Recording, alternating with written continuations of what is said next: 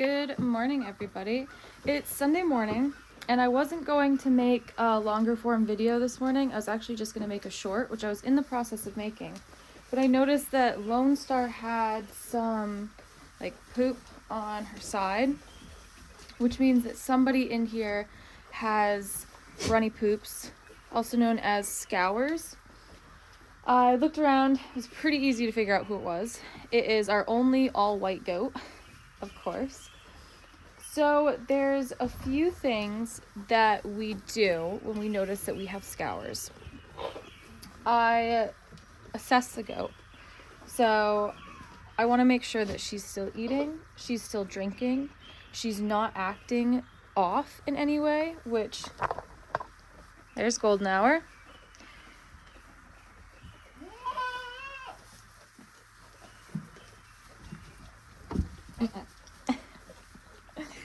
She's skittish, so of course she stopped eating when I started recording her. But she is eating hay, she's wagging her tail, she's walking around. I have not seen her chew her cud yet, but I will watch out for that. And then I also like to think, is there anything different that we've done in the past couple days to them? Have we fed them anything differently? Have they gone out on a different pasture? Have they gotten out and gotten into something? And Golden Hour got her hooves trimmed yesterday, which means that she got extra grain from what she's used to. Usually she just gets grained once at night, but she got a bunch of extra grain to get up on the milking stand so we could trim her hooves. So I would like to believe that is the reason that she has some runny poop. I'll watch her for the next 24 hours. I'm going to make sure that she is not, of course she doesn't help me. Hi, baby. I'm going to make sure that she's not continuously having runny stool. Hopefully it should be cleared up by tomorrow.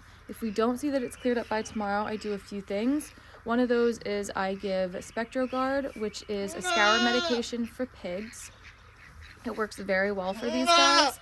Obviously consult your vet if you are going to give anything to your goat before you give it to your goat, especially if it's not recommended for goats. Also keep in mind that spectrogaurd is not going to cure what they have that's giving them the poops, but it will stop the runny poops for a bit, so at least they can hold on to some of those minerals and nutrition inside of their stomach, so they have energy to fight off whatever's going on with them. So typically when I give spectrogaurd, watch out girls, typically when I give spectrogaurd, I will also give a little bit of nutridrench, which is filled with a bunch of essential nutrients for goats. That kind of helps with their rumen a little bit. I'll usually take their temperature as well. And then sometimes I'll put some probiotic, usually I'll give them a probiotic paste, and then sometimes I'll put some electrolytes in their water. So that's pretty much my protocol to begin with. If that doesn't fix the runny poop and I still see an issue, then we start looking at something more serious, like possibly coccidia or some sort of parasite overload. To determine that, you would have to send a fecal test in, which is something that you can do on your own. There's a few different websites, labs that you can go to and do that through. Where she's acting perfectly fine, she's not standing off in the corner, she's eating, she got extra grain yesterday. I'm going to say it's pretty safe to say that that's what it is, but I will keep you guys updated. I'll check in with her tonight, check in with her again tomorrow, and I'll let you know if we have to treat her with anything extra. Evening, everybody. It is feeding time. It's still Sunday. I've come down to feed everybody, milk everybody, and check on Golden Hour because Golden Hour had that runny poop this morning. Her backside is basically completely cleared off. So, safe to say, hopefully, that she no longer has runny poop. You can't really see, but she's looking great. I forgot to mention this morning, but another thing that we like to do when we do have a goat that has scours is that we like to cut feed for a little bit. So we won't give them grain for a day or two until we make sure that that stomach can kind of reset itself. We let them just stay on the hay. The hay is a lot easier on their stomach than the grain can be. So I don't have a place that I can hook her up out here right now. So I've got thingy. Don't know what this is called. And it won't tell me either. But I'm going to screw this over here really quickly. And then I'm going to hook Golden Hour up to this while I feed everybody and while I milk out Creeper. And that'll just keep her from getting grain. And then she won't get grain in the morning because we don't give grain to everybody in the morning. And then tomorrow night, we will let her eat grain with everybody again. But we'll leave really light on the grain. Hopefully by then, her stomach will kind of have reset. She'll be okay. She's looking great. She's acting great. I hope you enjoy. I'm going to scare everybody.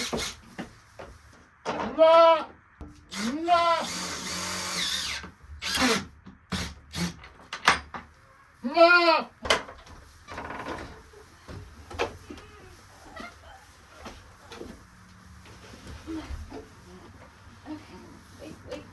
I don't want you. I don't want you. Nope. Nope. Sugar. All right, sugar. Nope. I don't want you. I want you. Come on in. Wait. All right, let's try not to freak out too much while we're over here. Oh, I'm sorry. There. Right near the hay. So Golden Hour is still a bit skittish. We're working on her. Yes.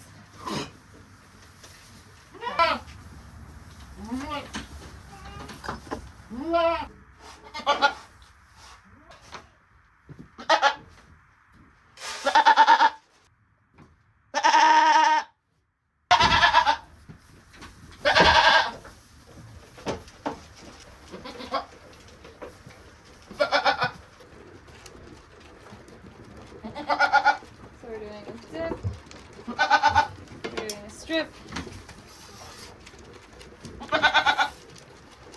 And then milking. Golden Hour is actually taking this a lot better than I thought that she would.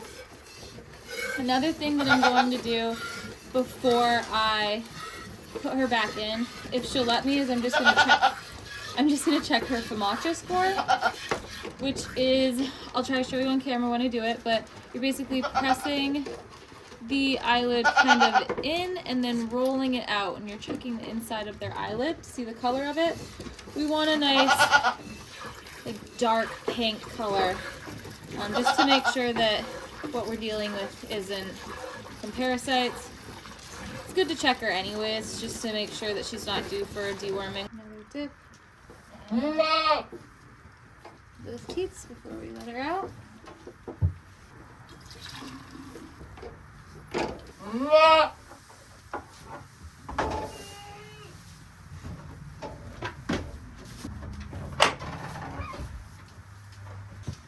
Everybody is done with grain, so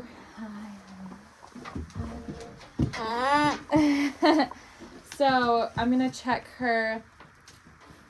Can you see me?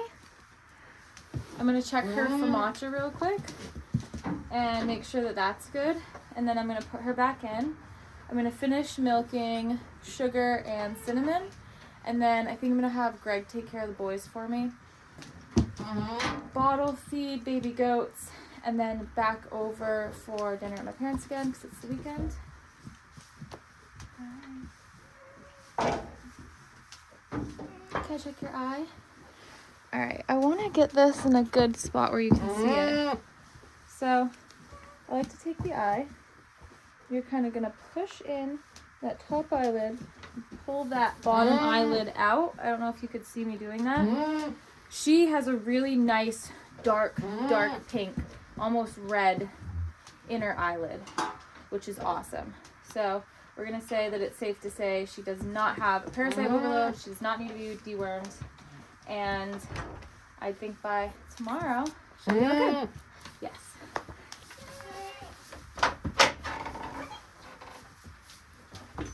Sugar's udder. It's looking great. She's a first freshener, which means it's her first time kidding this year. She's producing a little over a half gallon a day. I did want to touch on why we're looking at Famacha scores to check for parasite overload before I stop talking and just let you enjoy the very tiny bit left of this video without me blabbering. So the reason we're checking the color of the inside of the eyelid is because the paler the eyelid, the closer they are to being anemic. And anemia is a huge sign of parasites. So we're checking the inside of the eyelid to make sure that they don't look anemic, which hopefully tells us that they don't have a parasite overload. So if they had a really pale eyelid, that means that they're anemic. They definitely have parasites or something sucking off of them, and usually in really bad cases they're going to need some sort of anemia treatment as well as a deworming treatment. Usually if you've got kind of like, they're not quite deep red or deep pink, you're a little bit on the paler side but you're not too pale, it's a good sign that you probably have a slight parasite overload. It's time to deworm. They probably don't need anemia treatment just yet. We want to keep an eye on that eyelid, make sure it's not being paler, and also keep an eye on the condition of your goat. And please remember that checking the inside of the eyelid isn't always going to be 100%. That getting a fecal test done or consulting a vet is always your best bet. The Famacha score also is not going to tell you what type of parasite you're dealing with. So a fecal test is going to be ultimately the best way to diagnose an animal with worm overload. We personally have never done a fecal test here. We've been lucky that we have continued to keep the herd healthy just by checking Famacha scores. But if you don't know what you're dealing with, if you have a doe that's just not getting better, even if you're doing anemia treatment and all the deworming that you think you should be doing, a fecal test is going to be your best bet. And also consulting with a vet, because I'm not a vet. I'm just a farmer who didn't have a vet for a while, so I had to do a lot of stuff without one. It doesn't mean that I know exactly what I'm doing, although I'd like to think that I do sometimes.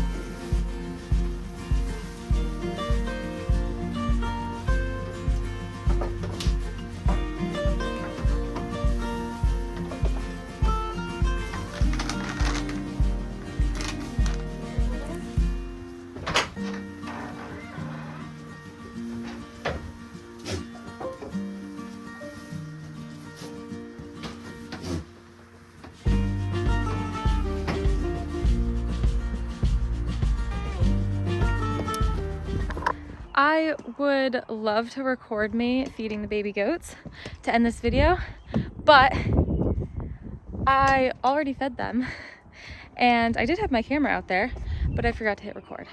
So bottles have been fed. We've got just Creepers, or just Cinnamon's triplets getting bottles at 5:30, 6 o'clock right now. They are still on 5 bottles a day. Creeper's kids are on 4 bottles a day. Sugar's kids are on 1 bottle a day. And yeah, so I hope you have a wonderful night. They don't have a parasite overload.